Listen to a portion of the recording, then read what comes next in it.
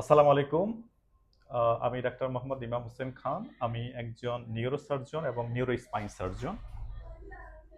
আমি মূলত ব্রেইন এবং মেরুদণ্ডের বিভিন্ন রোগের চিকিৎসার পাশাপাশি ব্রেইন মেরুদণ্ডের যে সার্জিক্যাল যে সমস্যাগুলো আছে এই সকল রোগের অপারেশনও করে থাকি। তো আজকে আমার এক সম্মানিত রোগী, আমরা ওনার হচ্ছে মেরুদণ্ডের অপারেশন করব। ওনার যে রোগটা এটা মূলত হচ্ছে ওনার পিএলআইডি সমস্যা। ওনার কোমর ব্যথা হচ্ছে ওনার পায়ে নামে। তো এটা হচ্ছে আমরা এখন অপারেশন করার আগে আমি আমার সম্মানিত ভাইয়ের সাথে কথা বলবো। ওনার কাছ থেকে ওনার রোগের আসলে বিস্তারিত আমরা জানবো। আসসালামু আলাইকুম। ওয়ালাইকুম সালাম। কেমন আছেন আপনি? আলহামদুলিল্লাহ ভালো। কি নাম আপনার? আমার নাম মোহাম্মদ আবু হাশেম। মোহাম্মদ আবু হাশেম। জি। বয়স কত আপনার? 35 বয়স। 35 বছর বয়স। আচ্ছা। জি। আপনার বাড়ি কোথায়? নোয়াখালী লক্ষ্মীপুর। নোয়াখালী লক্ষ্মীপুরে। আচ্ছা। জি। কি কাজ করেন আপনি? আমি জেলে কাজ করি। মানে মাছ ধরেন? জি। আচ্ছা। তো ভাই আপনার কি কষ্ট একটু আমাকে একটু বলেন তো। অনেক কষ্ট হইতে আছে। কি সমস্যা আমাকে বলেন। এদিকে তাকাই বলেন আপনার সমস্যাগুলো। এই হাত থেকে ব্যথাটা আমার নামতে আছে, মানে লাগে আড্ডা হাঁটতে যাইতে আছে। এত কষ্ট হইতে আছে। মানে আপনার কোমর ব্যথা ছিল? মানে কোমর থেকে ব্যথাটা মানে নামতে মানে নিচ থেকে এখন নিচে। এই যে কোমর ব্যথাটা কোন পায়ে নামে আপনার? বাম পায়ে বাম পায়ে। বাম বাম পায়ের পায়ে কতটুকু পর্যন্ত নামে বলেন তো? একবারে এটা পুরাটা।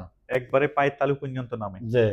এই যে কোমর ব্যথা এবং যে ব্যথাটা হচ্ছে আপনার পায়ের তালু পর্যন্ত যায় বাম পায়ের, এটা কতদিন ধরে? যে 1 বছর হইছে। ১ বছর হয়েছে। জি। বেড়ে গিয়েছে মানে এই বেড়ে গেছে কতদিন ধরে আজকে? আজকে 13 দিন।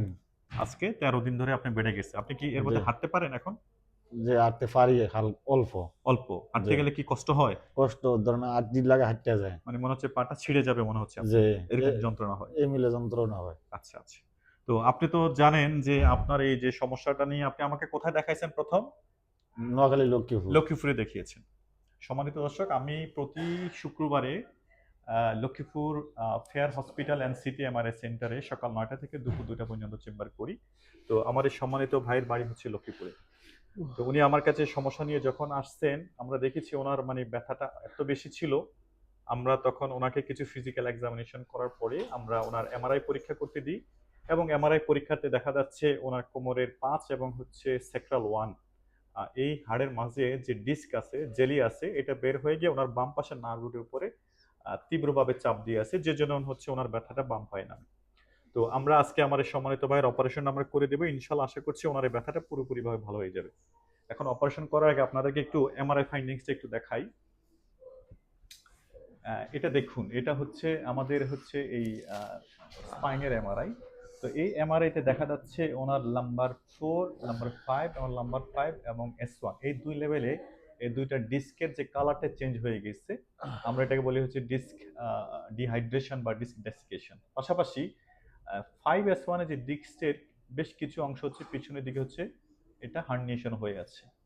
আমরা যদি এখন এটাকে অ্যাক্সিয়াল সেকশন দেখি, দেখা যাচ্ছে কি এই যে ওনার বাম পাশে বিশাল একটা অংশ, বিশাল একটা টুকরো ডিস্কের একটা অংশ হচ্ছে ওনার নার্ভ রুটের উপরে বসে আছে। এর দেখেন এটা হলো ডান পাশে যে নার্ভ রুট, দিস ইজ খুবই প্রমিনেন্ট বোঝা যাচ্ছে, কিন্তু বাম পাশে যে নার্ভ রুট যেটা সেটা বোঝা যাচ্ছে না। এটা কেন বোঝা যাচ্ছে না? কারণ হচ্ছে ওনার ডিস্কটা এখানে বসে নার্ভ রুটটাকে চাপ দিয়ে আছে, সেজন্য ওনার তীব্র ব্যথা। তো ইনশাল্লাহ আমরা আজকে অপারেশন করে দিব।